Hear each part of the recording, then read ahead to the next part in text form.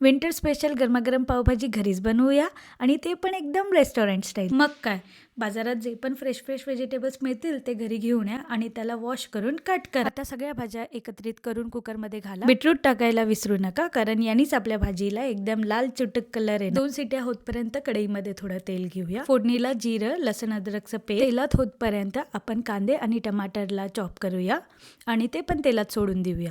कांदे टमाटर लाल होतपर्यंत आपण कुकरमधल्या भाज्या पॅनमध्ये काढूया, त्याला छान स्मॅश करूया. कांदे टमाटर लाल झाल्यावर तेलामध्ये आपण मिरची पावडर, मीठ आणि सुरूची पावभाजी मसाला यात टाकून उकडलेल्या भाज्या पण आपण परत त्या फोडणीत घालून घेऊया. मसाला आणि भाज्या एकत्रित करण्यासाठी आपण परत त्याला स्मॅश करूया. भाजी पूर्ण प्रकारे शिजेपर्यंत आपण पाव रेडी करूया. पावला आता आपण बटर किंवा घी लावूया आणि त्याला तव्यावर ठेवून छान गरम करून घेऊया. ही बनली आपली homemade, easy, delicious restaurant style pav bhaji. Now just enjoy.